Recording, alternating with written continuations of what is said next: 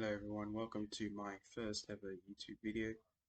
Today we're just going to go through Redstone basics, see what each Redstone component does, and what features each Redstone component has. So over here we have the Redstone block and Redstone dust. These are the most basic Redstone components. Redstone blocks can soft power to every side, so I'll get to what soft powering is later in the video. But here you can see that Redstone dust is the most basic Redstone component.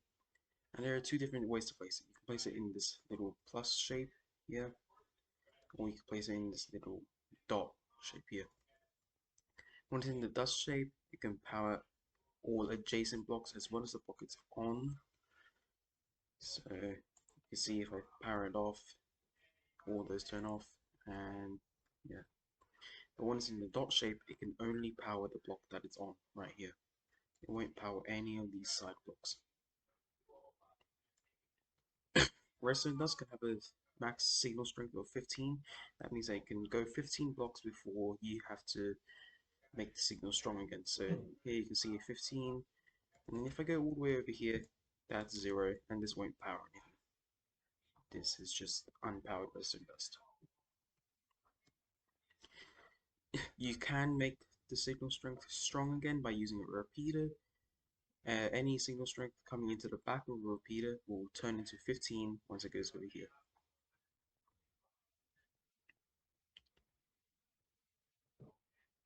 Redstone dust can power a block, and when this block is powered, all adjacent redstone components will get powered. So you see this repeater over here, it's lit up and turns off when the redstone dust is off, and also this redstone lamp turns on and off. However, it cannot power other redstone dust through that block. So you can see no matter what I do, this redstone dust does not power. This is because the dust weakly powers this block. So the block is it's hard powered, but it's not really hard powered.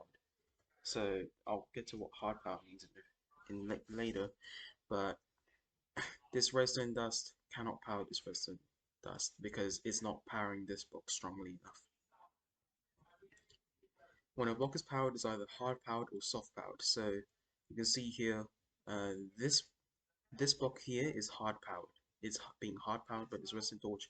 That means that it has a direct connection to a redstone output. And these blocks to the side are getting soft powered, which means that they're getting powered by this, but since it's not directly next to a redstone output, these blocks are not hard powered.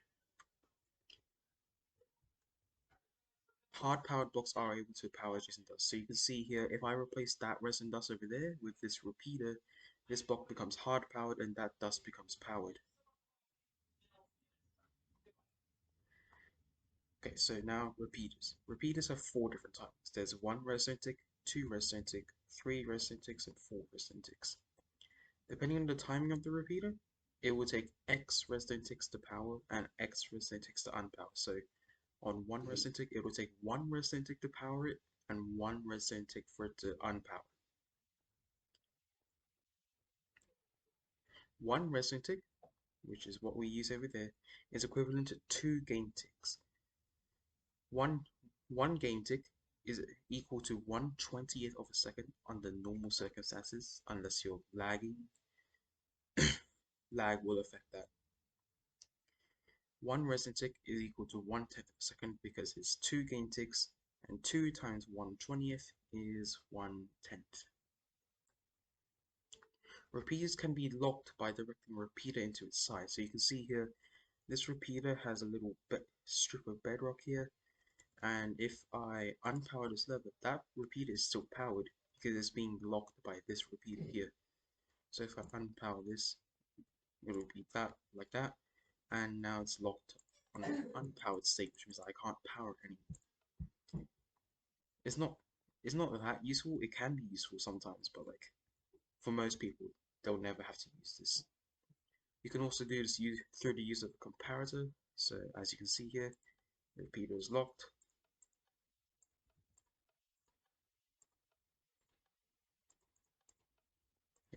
You can see there, the repeater is locked. Okay, so here we have pistons. Pistons are able to push blocks like that, and sticky pistons like this one can retract blocks. However, as with a short enough pulse, sticky pistons can spit their block out. So this pulse must be shorter than 3 game ticks or 1.5 redstone ticks. So as you can see here, the sticky piston drops his block. You can also pick it back up again like doing that.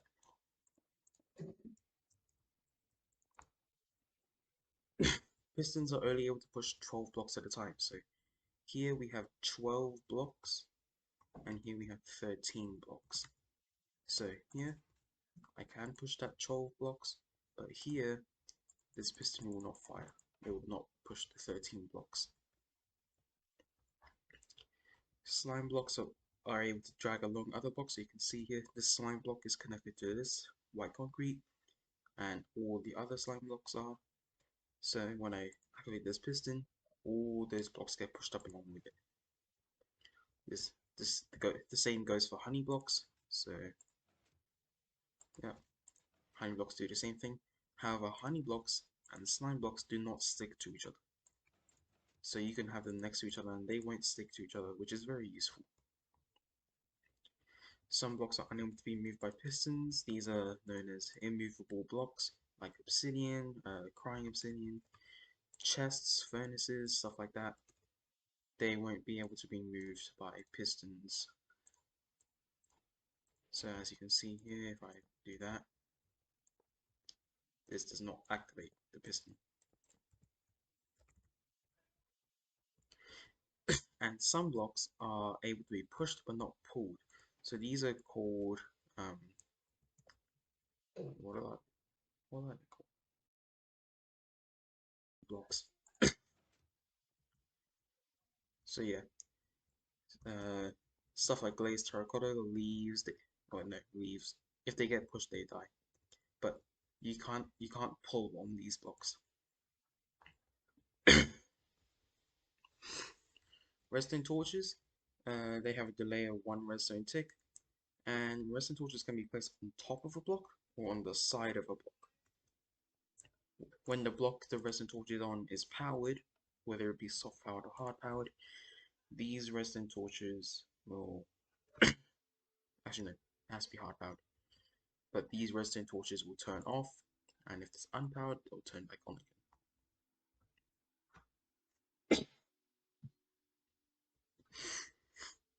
Torches hard power above them, as I demonstrated earlier there, and will power all 6 sides apart from the block that it's on. So you can see here the redstone torch is on this block, but it's not powering it. It's only powering these blocks. And if I put another one here, it'll power that as well, and this gets powered as well. Redstone torches give a signal strength of 15, so as you can see here, the redstone torch is powering this block with 15 signal strength. So as you can see here, observers detect block updates and changes in front of them. So you can see this lever here, it's in front of the observer. If I flick it, it'll power the redstone lamp there, because it detects when the lever is flicked. So observers, they have 2 main sides. They have the face and this little dot at the end. Whenever it detects something at the face, this little dot will power stuff. So yeah. It hard powers blocks with a signal strength of 15, and the signal's delayed by 1 redstone tick and lasts for 1 redstone tick. So it takes 1 redstone tick for it to actually power the block, and it only lasts for 1 redstone tick. Observers will also give a pulse when moved by a piston. So you can see nothing's actually updating in front of the observer, but the observer is actually moving.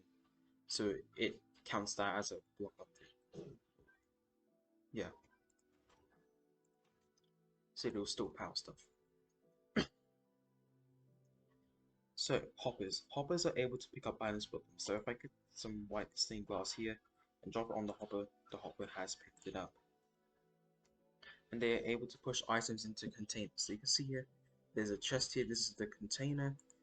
And if I put something in this hopper, it'll go into this chest. They can also drag items out of containers, so you can see here the containers above the hopper, and if I put something in the chest, the hopper grabs it. And they can also sideways. I'm great at writing signs, but they can also push stuff sideways. So you can see here, this little tail end of the hopper is pointing into the chest. So if I put something in the hopper, it'll end up in the chest and not in the hopper. Hoppers are able to transport items at 9,000 items per hour or 2.5 items per second. So if I grab a stack of white glass, so you can see around every second there's 2.5 items.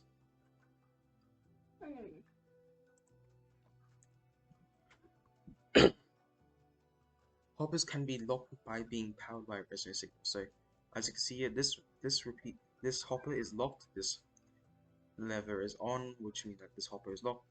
So if I drop an item on the hopper or throw it over, the hopper will not pick up the item. This means that the hopper can no longer push or pull items, and however, hoppers below a locked hopper can still grab items from that. So this is still grabbing items. This hopper is not pushing the item into the hopper. This hopper is just pulling it from that. So this hopper is doing nothing except for being a container.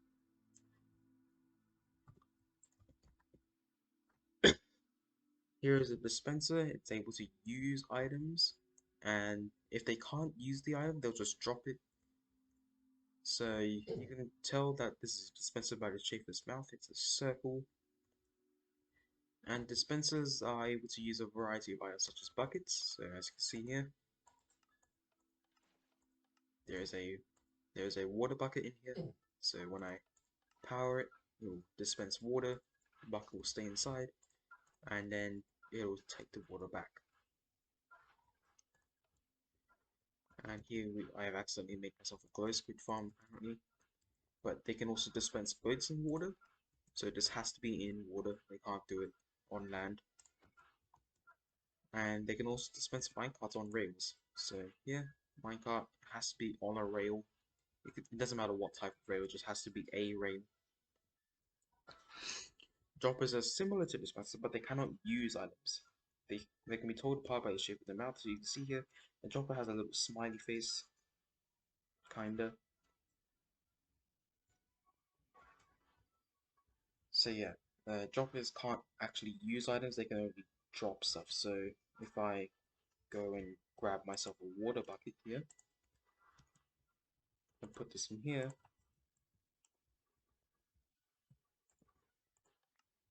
it will only drop the water bucket and it won't actually give me, yeah, it won't actually place the water.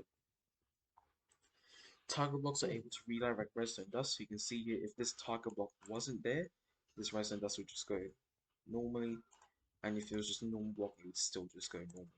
But target blocks are able to redirect the redstone dust, and that's cool. And I think I forgot to actually put it in this world, but they also get activated by projectiles. So if I grab myself a snowball, for instance, I can throw it at that and it will power stuff. Depending on where on the target block you hit, the signal strength will be different. So if I hit a bullseye, or if I'm good enough to do that, yeah, there, see, that turned into 15 signal strength. So if you hit a bullseye, go 15 signal strength. But if you hit on the corner, you can see it will be only a 1 signal strength. And levers can hard power blocks and they can be told on and off. When it's on a wall, the up means that it's not powered, down means that it is powered. You can tell if it's powered if it also has those redstone particles. Levers can also be placed on the floor or on a ceiling, like that. And levers can power redstone conveyors on all sides. So you can see I'm representing that using redstone glass. If that lever was powered, all these redstone glass blocks would be powered. But this one would be hard powered, and these all would be soft powered. Since the lever is not directly on those. Lightning rods can power stuff when struck by lightning. I can't exactly demonstrate that unless I. Can I?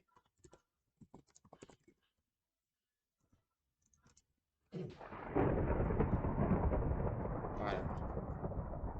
But yeah, lightning rods power stuff when they're struck by lightning. Although I'm not sure how you're planning to power this specific block because the lightning has to hit the lightning rod, and the lightning can't exactly go through blocks.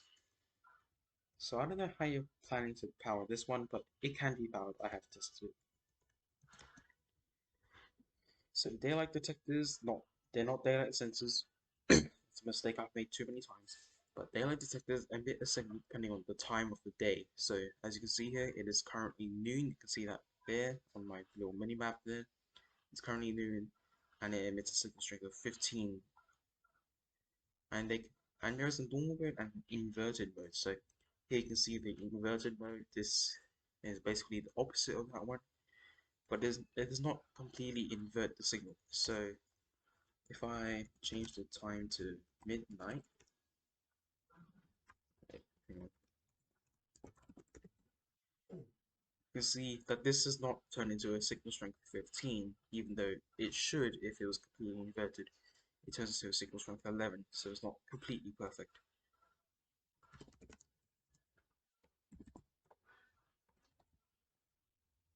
But if I change the time to day, this becomes signal strength 10, so it's no longer noon right now. It's only day. It's only considered day, and so this only has a signal strength of 10.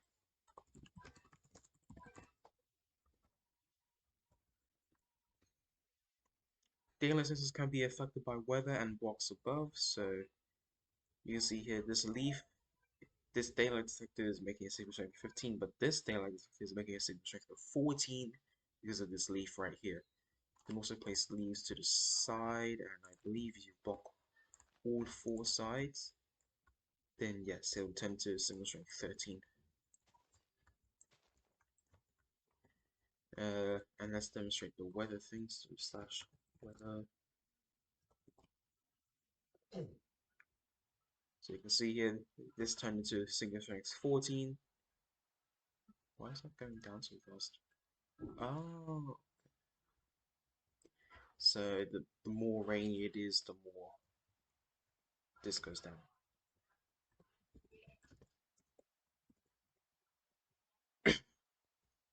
So here we have a tripwire hook. Tripwire hook's power stuff when the string is activated. So as you can see there, that resin lab is getting activated. And this string can be 50 blocks long, I believe. And here we have a trapped chest. Trapped chest gives a signal strength of 1 when opened. So you can see here, if I open this, how do I demonstrate this? If I open this, this only has a signal strength of 1. It does not power to 15. This can be useful for making trash chests. So you can see here, there's a hopper under this. If I place an item, the hopper does not suck it up because right now it's being blocked by the trap chest. But if I close the chest, then the hopper will start drag stuff out because the hopper is no longer locked. It's pretty cool. Make sure you don't accidentally throw in random stuff that you actually want to keep in there. And here we have a redstone lamp. So redstone lamps emit a light level of 15 when it's powered. They activate instantly, but they take 2 redstone ticks to unpower. So you can see it turns on instantly, but when I turn it off, it takes a bit to turn off. Here we have note blocks. Note blocks make sounds when they're powered, but you can change the note they play by right clicking. So right now you can see that this is on note 0. So if I right click on it a few times, it's now on note 8. Depending on the type of block under it, it will change instruments. So here, this has the instrument of bass drum, but over here it has a guitar instrument. You can see that on the right over there. So it says guitar here and bass drum there. So here we have buttons. So stone buttons, they activated for 10 redstone ticks. So if I click on this, it will stay in the pressed state for 10 redstone ticks, while wooden buttons stay activated for 15 redstone ticks. So this will last longer than a stone button.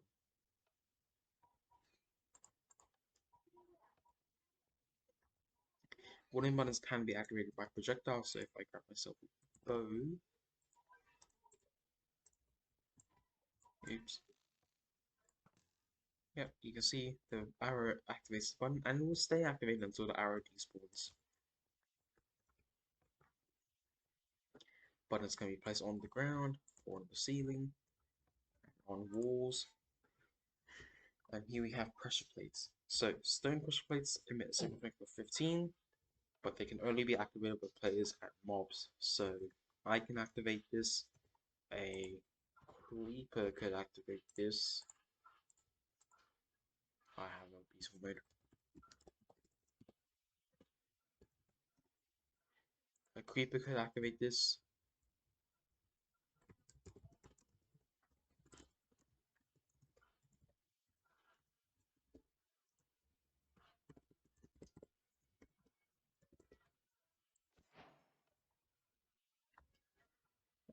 But items cannot activate the pressure plate. So you can see that creeper is on the pressure plate, but it's not powering it.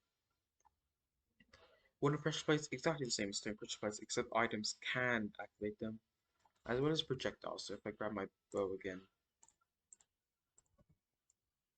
I can activate that pressure plate. Golden pressure plates emit a signal strength depending on the amount of items on it. So as you see, if one thing is on it, it will power by one. But if two things are on it, it will power by two. So let me just grab this.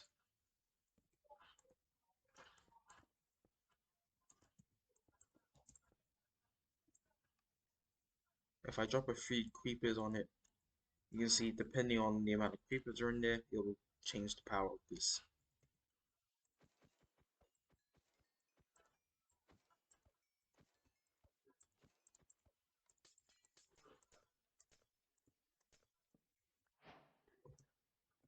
And iron pressure plates are pretty much the exact same thing, except it will emit a strength of how many items are in it by 10.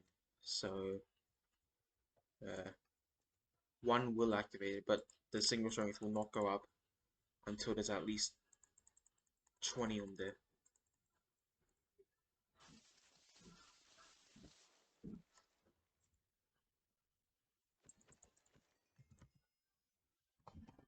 I have a few too many creepers here.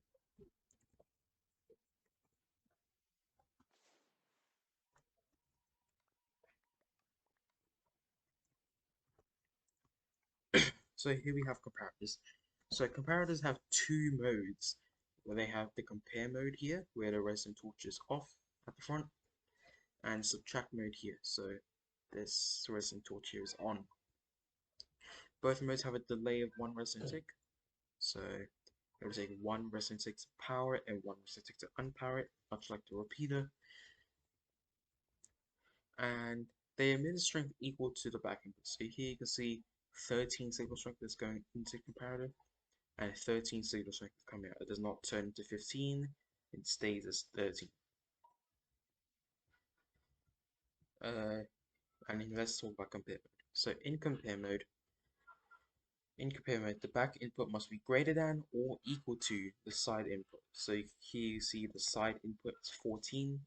14 is going to the side, and this will not power because this makes the signal strength 13. So 14 is greater than 13, and it will not power. However, this will power as this now becomes signal strength 14. 14 is equal to 14, and it will power. And the same goes for this repeater, so this lever, so this becomes signal strength 15. 15 is greater than 14, so 15 will come out at the end.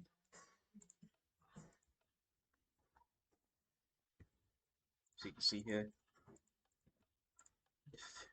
14 will not work on 15 because 15 is greater than 14, so it won't. Now let's talk about subtracting. So when in subtract mode, comparators will subtract the side input from the back input. So here you can see side input is 14 yet again. So if I power this with a strength 15, 15 minus 14 is 1. So it will emit a signal strength of 1. Comparators are able to read from containers. They can give an output based on how full the container is. Here you see this barrel is full.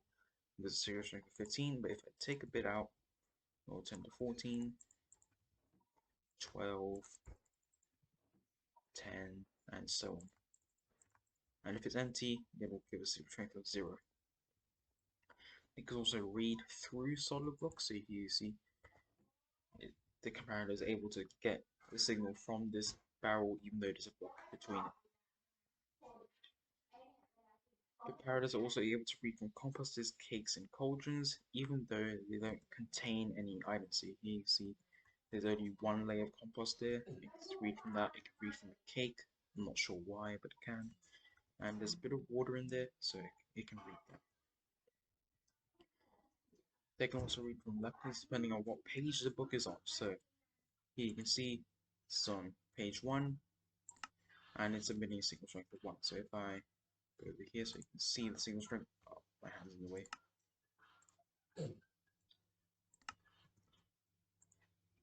How do I do this? Here we go. So you can see the strength in there. If I go to the next page, signal strength 2, 3, 4, 5, 6, 7, 8, 9, 10, 11, 12, 13, 14, and 15. So yeah, that's what comparators do, and I believe that's the end of this little Redstone basic guide. So thanks for watching, and I hope you enjoyed. I hope this was informative, and I'll see you in the next video, maybe. Bye.